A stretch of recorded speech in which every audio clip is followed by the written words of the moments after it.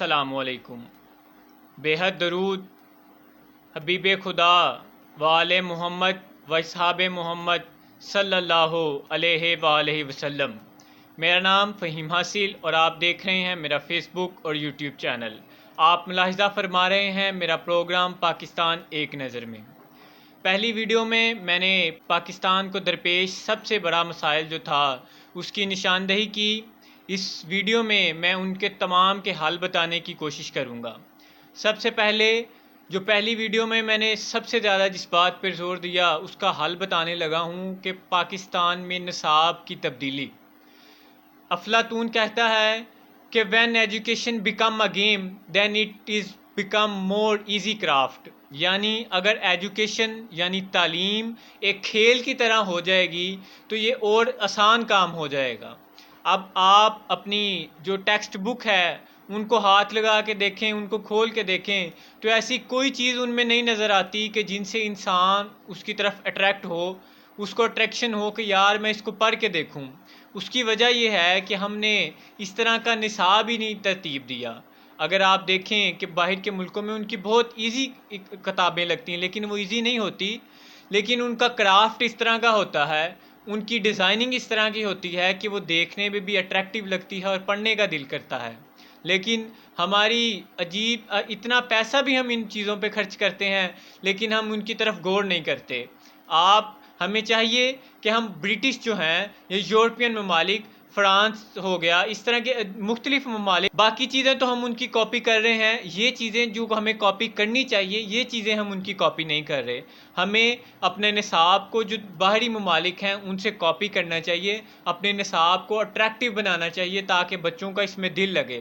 اس کے بعد اس میں ٹیکنالوجی کو ایڈ کریں، اپنے نصاب میں ٹیکنالوجی کو ایڈ کریں تاکہ کیونکہ اب جو دنیا ہے وہ فاسٹ ہو رہی ہے، ہمیں بھی فاسٹ ہونا پڑے گا۔ فاسٹ ہونے کے لیے اب یہ جو دنیا ہے وہ ساری ٹیکنالوجی کی دنیا ہے۔ اگر ہم دیکھیں اے آئی آ گئی، مختلف اس طرح کی چیزیں آ گئی، ہمیں ان چیزوں کا پڑھایا ہی نہیں جا رہا، بتایا ہی نہیں جا رہا، حالانکہ یہ بہت ضروری چیزیں ہیں۔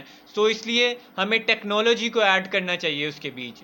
پھر اس کے بعد جو بڑے ممالک ہیں ان کے بیچ ایک بہت امپورٹنٹ چیز جو ہمیں دیکھنے میں نظر آتی ہے کہ ان کی جو فیکٹری اونر ہیں، جو بڑی بڑی ٹیکسٹائل میلز ہیں، جو مطلب کہ دوسری ٹیکنالوجی کی میلز ہیں، ان کے مالکان باقاعدہ جو ان کی یونیورسٹیز ہیں ان میں لیکچر دیتے ہیں۔ وہ یونیورسٹیز میں اسٹوڈنٹس کو لیکچر دیتے ہیں، وہ یونیورسٹیز کو آگاہ کرتے ہیں کہ ہمیں اس چیز کی ضرورت ہے، ہمیں اس سبجیکٹ کی ضرورت ہے، ہمیں یہ چیز امپورٹنٹ ہے، آپ اس چیز پر غور کریں۔ یعنی وہ مالکان بتاتے ہیں کہ ہمیں اس چیز کی ضرورت ہے، آپ ان چیزوں کو پڑھا کر اسٹوڈنٹس کو ہمارے پاس بھیجیں۔ یعنی کہ جس چیز کی مارکیٹ میں ضرورت ہے وہ مارکیٹ والا بتا رہا ہے کہ مجھے اس چیز کی ضرورت ہے۔ پھر اس کے بعد یہ چیزیں جو ہیں یہ امپورٹنٹ چیزیں ہیں، ہمیں ان کی طرف غور کرنا چاہیے کہ مارکیٹ میں کس چیز کی ضرورت ہے، ہم وہ چیز مارکیٹ کو پرووائڈ کریں۔ یہ پاکستان میں سنا جاتا ہے کہ جی یہاں پہ بے روزگاری ہے، اس کی وجہ یہ ہے کہ ہم فالتو ڈگریاں بچوں کو دے رہے ہیں جن کی بچوں کو ضرورت ہی نہیں، جن کی مارکیٹ کو ضرورت ہی نہیں۔ تو پھر ان کو بچوں نے بے روزگار ہی رہنا ہے۔ جب اس کی کمپنی کو ضرورت ہی نہیں تو اس کو نوکری کیوں دے؟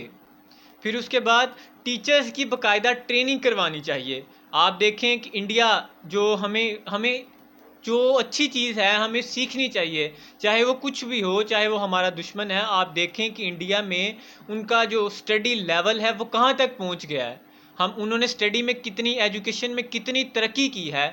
وہ اپنے باقاعدہ ٹیچرز کو جو ہے وہ باہر کے ممالک میں ٹریننگ کے لیے بھیجتے ہیں۔ تو ہمیں کیا ہے، ہم اتنے پیسے ان پر انویسٹ کرتے ہیں لیکن ہم اس طرف توجہ نہیں دے رہے۔ ہمیں چاہیے کہ ہم باقاعدہ ٹیچرز کی ٹریننگ کے لیے ان کو باہر کے ممالک بھیجیں، اچھے انسٹیٹیوٹ میں بھیجیں تاکہ یہ پڑھ کے آئیں اور پھر ہمارے بچوں کو تعلیم دے سکیں۔ لیکن ہمارے ملک میں یہ ہے کہ جس کو کوئی کام نہیں ملتا وہ جا کے ٹیچر لگ جاتا ہے، جس کو کوئی کام نہیں ملتا وہ جناب صاحب جا کے کسی بھی چھوٹے پرائیویٹ ادارے میں جا کے ٹیچنگ سٹارٹ کر دیتا ہے، اپنی اکیڈمی بنا لیتا ہے اور بچوں کے مستقبل کے ساتھ کھیلنا شروع کر دیتا ہے۔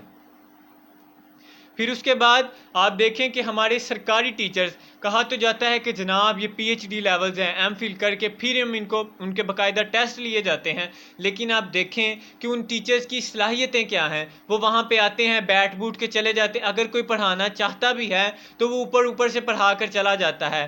اس کی اگزامپل میں ایک دوں گا کہ ہمارے پروفیسر تھے، وہ ہمیں کالج لیول میں پڑھایا کرتے تھے. تو انہوں نے ٹیسٹ دیا پروفیسر کے لیے، گورنمنٹ جاب کے لیے. تو میں یہ یقین سے کہہ سکتا ہوں کہ میں نے آج تک ان جیسا فزکس کا ٹیچر کوئی نہیں دیکھا. اتنا اچھا وہ سمجھاتے تھے. لیکن ہم نے ان سے سوال کیا کہ سر آپ کی اب ہو گئی ہے، گورنمنٹ جاب لگ جائے گی تو آپ وہاں جا کر بھی ایسا پڑھائیں گے؟ تو ان کا جواب جو ہے وہ ہمارے لیے لمحہ فکریہ ہے، ہماری گورنمنٹ کے لیے، بچوں کے لیے، سب کے لیے لمحہ فکریہ ہے. انہوں نے جواب دیا کہ جناب میں نے کیا اسی لیے گورنمنٹ جاب کے لیے اپلائی کیا ہے کہ میں وہاں جا کر بھی پڑھاؤں گا؟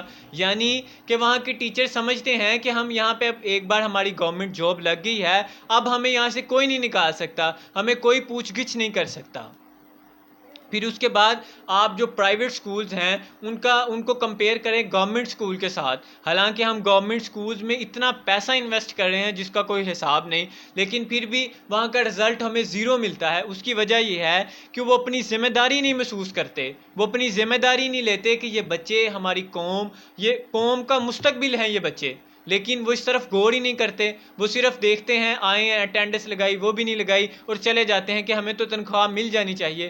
لیکن ہمیں چاہیے، ہماری گورنمنٹ کو چاہیے کہ اس کا باقاعدہ کوئی چیک اینڈ بیلنس کرے، کہ ہمیں دیکھیں کہ جو ادارے ہمیں رزلٹ نہیں دے رہے ان کو پرائیویٹائز کریں، ان کے ٹیچرز کو ہٹائیں، تاکہ ایک قوم کے مستقبل کو بہتر کیا جا سکے. آپ انڈیا کی مثال لے لیں کہ وہاں پر جو گورنمنٹ سکولز ہیں ان کی ترقی کی طرف کتنا غور کیا جا رہا ہے. آپ اب وہاں پہ پرائیویٹ سکول سے بچے نکلوا کر گورنمنٹ سکول میں بھیج رہے ہیں. کیوں؟ کیونکہ انہوں نے اپنے ٹیچرز کی ٹریننگ کی، انہوں نے نصاب کو بہتر کیا. لیکن یہاں پہ ایسا کوئی کام نہیں نظر آ رہا. پھر اس کے بعد اپنے نصاب میں ایک جو بہت ضروری چیز ہے کہ اپنے نصاب میں اپنے ہیروز کو ایڈ کریں. اپنے ہیروز جو ہیں، ہمارے جو ہیروز ہیں ان کو ایڈ کریں. اب ایک مسٹر چپس ہے، میں اس کی مخالفت میں نہیں ہوں. جس طرح ہم نے پڑھا ہے اگر ویسے کسی کو پڑھائے تو پھر وہ پڑھنا چاہیے. لیکن اگر آپ دیکھیں ٹیچرز وہ پڑھاتے نہیں، اس کی چھوٹی چھوٹی ٹرانسلیشن کر کے کویسچن آنسر وہ ختم کرتے ہیں. تو اس لیے ہمیں بھی چاہیے کہ مسٹر چپس کو نکال کر جو ہمارے رولز آف لا ہیں ان کو ایڈ کرا جائے، تاکہ ہمیں بتایا جائے کہ یہ رولز ہیں، ان کو فالو کرنا ہے. اپنی جو اس طرح کی چیزیں ان کو ایڈ کیا جائے. ہم اپنے ہیروز کو ایڈ کریں. حضرت عمر کا دور یاد کروائیں کہ دیکھیں لوگوں کو پتہ چلے کہ ناانصافی کرنے والے کے ساتھ کیا ہوتا ہے. آپ ان تمام کو ایڈ کریں. اپنے جو اسلامک ہمارے ہیروز ہیں ان کو ایڈ کریں. یورپ میں آپ دیکھیں کہ آج بھی وہاں پر بہت سے ایسے قانون ہیں جن کو عمر 1 اور عمر 2 کے نام سے یاد کیا جاتا ہے. عمر 1 سے مراد حضرت عمر رضی اللہ تعالیٰ عنہ، اور عمر 2 سے مراد عمر بن عبد العزیز رضی اللہ تعالیٰ عنہ. تو یعنی اگر وہ یاد کر سکتے ہیں تو ہمیں اپنے نصاب میں وہ چیزیں ایڈ کرنی چاہیے کہ جن سے لوگوں کو، جن سے بچوں کو، جن سے ہماری قوم کو یہ پتہ چل سکے کہ ہمارے ہیروز کون ہیں. ملتے ہیں اپنی نیکسٹ ویڈیو میں، تب تک کے لیے اللہ حافظ.